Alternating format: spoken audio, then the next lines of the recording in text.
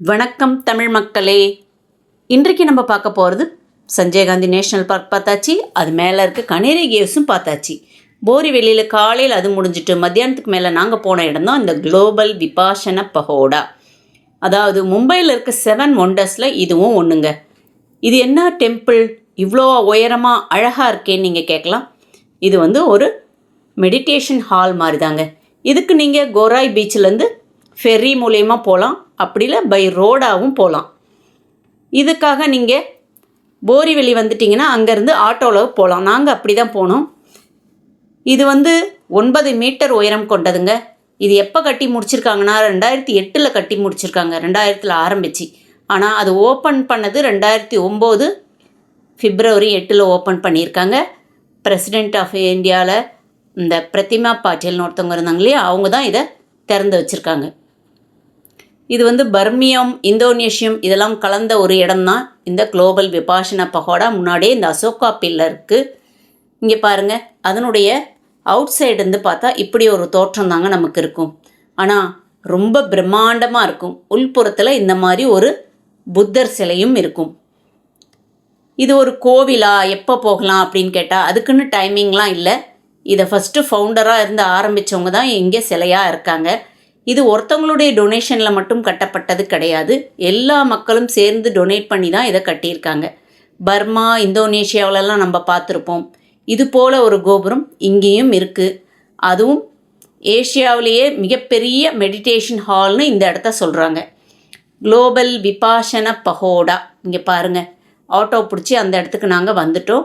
போரிவெளி ஸ்டேஷன்லேருந்து இங்கே வர்றதுக்கு ஒரு 25 மினிட்ஸ் ஆச்சுங்க எங்களுக்கு. இங்கே உள்ளே போகிறதுக்கு எந்த என்ட்ரன்ஸ் ஃபீஸும் கிடையாது. டைமிங் 10 மணிலேருந்து ஈவினிங் 5 மணி வரைக்கும் நீங்கள் போகலாம். ஆல் டேஸ் ஓப்பன் தாங்க இது. வந்துட்டோமா பர்மாவுக்கா இந்தோனேஷியாவுக்கா அப்படின்னு தான் யோசிக்க தோணுது இங்கே வந்த உடனே.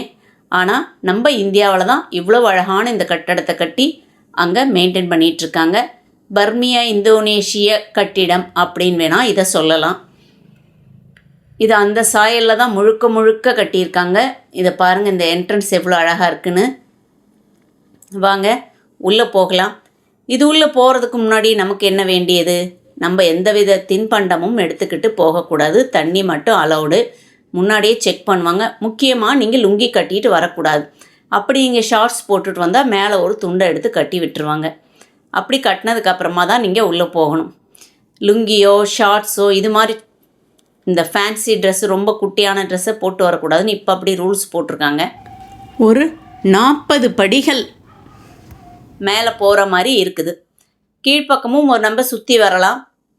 கீழ்ப்பக்கம் சுற்றி வந்தால் நமக்கு இந்த மாதிரி அழகான சிலைகளோட கூடிய அந்த மியூசிக்கல் இன்ஸ்ட்ருமெண்ட் சொல்லுவாங்க இல்லையா, என்ன சொல்கிறது, பெரிய மணிகள் இப்படி தட்டனாக்கா ஒலிக்குமே அந்த டமார மாதிரி, அது மாதிரி 2 பக்கம் 2 வச்சுருக்காங்க. கிட்ட போய் பார்க்கலாம் வாங்க. ஒரு சைடு இந்த இருக்குது பாருங்கள், இதை நம்ம மியூசிக் பண்ணலாம். தட்டி விட்டு அந்த சவுண்டை நம்ம ரசிக்கலாம். எவ்வளோ அழகாக இருக்குல்ல.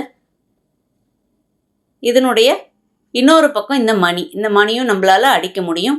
வலது பக்கம் ஒன்று இது மாதிரி, இடது பக்கம் அந்த மியூசிக்கல் இன்ஸ்ட்ருமெண்ட் அப்படி வச்சுருக்காங்க. இது 2த்தையும் பார்த்து முடிச்சுட்டு நம்ம உள்ளே போகிறோம். இதுதான் அந்த உட்புற தோற்றம். இதனுடைய உயரம் 29 மீட்டர். 29 மீட்டர் கட்டியிருக்காங்களே, இவ்வளோ உயர கோபுரத்துக்குள்ளே என்ன இருக்குதுன்னு கேட்குறீங்களா?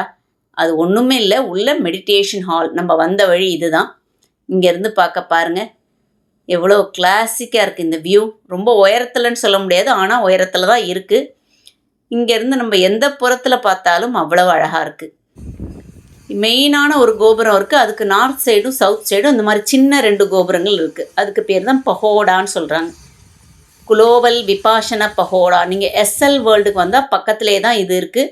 நீங்கள் இதுக்கும் வரலாம், எப்போ வேணால் வரலாம். என்ட்ரன்ஸ் ஃப்ரீ தான், அந்த டைமுக்குள்ளே வரலாம். இந்த மாதிரி அழகிய தூண்கள் அதை சுற்றி இருக்குது. அந்த கோபுரத்தை சுற்றி இது மாதிரி அழகான தத்துவங்களை அது செவுத்தில் அழகாக பொறிச்சு வச்சுருக்காங்க. இங்கே பாருங்கள், இந்த இப்படி நடக்கிற வழி கூட எப்படி இருக்குன்னு. இதில் இருக்க ஒரு மரக்கதவு தான் இது. அப்படியே வேலைப்பாடுகளுடன் கூடிய அழகிய கதவாக இருக்குது. இது நம்ம சுற்றி பார்க்க குறைஞ்சது 1/2 மணி நேரம் ஆகும். இது நீங்கள் மும்பைக்கு வந்தால் மிஸ் பண்ணாமல் பார்க்கக்கூடிய இடங்களில் நிச்சயமாக இதுவும் ஒன்றுங்க. அவ்வளவு ஒரு சுத்தம், அது மட்டுமே எங்கே நோக்கிலும் தெரியுது. இது அரபிக்கடல் பக்கத்துலேயே இந்த பகோடா அமைஞ்சிருக்கிறதால ரொம்ப நல்லா காற்று, அவ்வளவு அமைதியான ஒரு இடம், ஃபுல் ஆஃப் பாசிட்டிவ் எனர்ஜின்னு சொல்லுவாங்களே, நிச்சயமாக அதை நீங்கள் இங்கே வந்தாக்கா ஃபீல் பண்ண முடியும். இதுக்கு உள்ளே போனாக்கா எப்படி இருக்குன்னா, இங்கே பாருங்கள், இது உள்புற தோற்றம் தான். நாங்கள் இதுக்கு உள்ளே போய் உட்காந்து ப்ரேயர் பண்ணலை, ஜஸ்ட்டு உள்ளே போய் பார்த்தேன், அதை தான் உங்களுக்கு இங்கே காமிச்சிருக்கேன். இது மாதிரி ஃபுல்லாக எம்டியான பிளேஸாக தான் இருக்குது. உள்ளே ஒரு டூம் வடிவத்தில் இருக்குது. உள்ளே உட்காந்து தியானம் பண்ணுற மாதிரி தான் இந்த இடம். அதாவது இந்தியாவில் இருக்கிற இடத்துலையே, ஏஷியாவிலே இது பெரிய மெடிடேஷன் ஹால் அப்படின்னும் சொல்கிறாங்க. இந்த இடம் எவ்வளோ பின் ட்ராப் சைலண்ட்டுன்னு சொல்லுவாங்க இல்லையா, அந்த மாதிரி தான் இருந்துச்சு. ஃபுல்லாக கிளாஸால் கவர் பண்ணியிருந்துச்சு. அதுக்கு வெளிப்பக்கம் சுற்றி வர மாதிரி ஒரு இடத்துல தான் நான் சுற்றி வந்து இந்த வீடியோ எடுத்திருக்கேன். இதுக்கு எந்த விதமான என்ட்ரன்ஸ் ஃபீஸோ ஃபோட்டோ எடுக்கிறதுக்கு எக்ஸ்ட்ரா பைசாவோ எதுவுமே கிடையாது. நீங்கள் எங்கே வேணால் போகலாம், வெளியே வரலாம். அங்கேயே வாஷ்ரூம் இருக்குது, அதை யூஸ் பண்ணிக்கலாம். இதனுடைய வெளிப்பக்கம் பார்த்தாக்கா ஒரு சவுண்டு எப்போ பாரு இருந்துக்கிட்டே இருக்கும். அது என்ன சவுண்டுன்னு தெரியுமா?